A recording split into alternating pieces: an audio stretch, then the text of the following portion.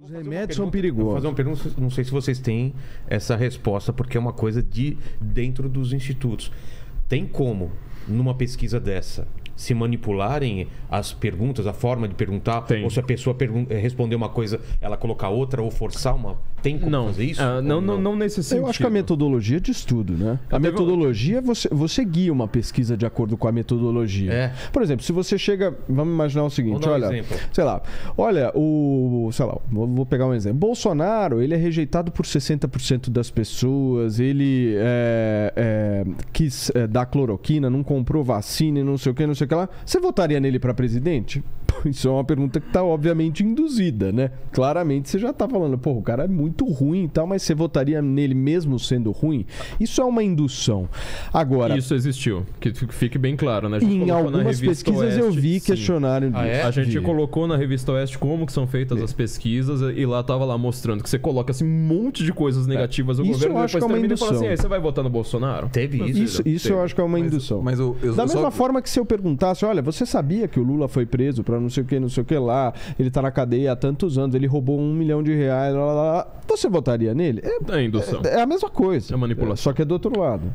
Eu só acho assim, existe aí um mercado. Vamos supor que eu sou diretor de um instituto menor. Essa é a minha chance para acertar e me tornar a fonte mais confiável do mercado.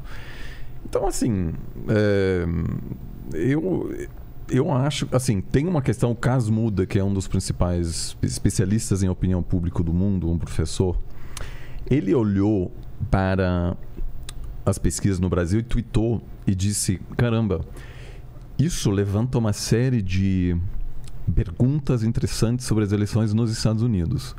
Porque os institutos de pesquisa, assim, a metodologia é compartilhada. Então, quando, por exemplo, nas nossas aulas de probabilidade, estatística, opinião pública, etc., a gente utiliza questionários, né, para que os alunos aprendam, porque a gente está treinando gente que vai fazer pesquisa de opinião.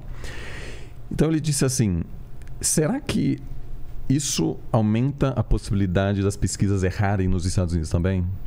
Porque ele disse assim, parece que o voto envergonhado, ele chamou de, em inglês, secluded, assim, ele falou que parece assim um parte do eleitorado que se desconecta desses institutos de pesquisa, que eles não conseguem alcançar, compreender exatamente o que está acontecendo. Ou seja, tem um eleitor trumpista que, por uma razão que a gente ainda não compreende, ele não entra nessas amostras e que faz com que teve no passado, nos Estados Unidos, em vários casos, institutos de pesquisa não representando adequadamente o voto para o Trump.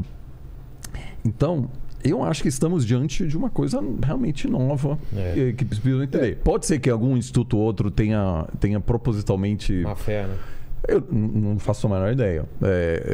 Certamente não tem como descartar essa questão. Mas é uma ciência social e que, por definição, vai errar. E claramente existe aí algo que nós, na ciência política, eu pelo menos, eu não tenho uma resposta clara sobre o que está errado, mas certamente espero que algum instituto de pesquisa se destaque ao longo dos próximos ciclos eleitorais e que se torne uma nova referência. Deixa eu só trazer 3 pontos para a nossa conversa aqui que eu acho válidos. Primeiro, eu acho que essa questão da abstenção, né? Isso é muito sério. Isso é muito sério e eu acho que tem total a ver com esses erros todos que nós estamos vendo, porque os institutos de pesquisa ainda não conseguiram achar uma metodologia suficiente para fazer algum tipo de previsão nesse sentido. Você vai votar ou não. Isso altera por completo. Mas você sabe qual que é a previsão correta aí? Então, esse não.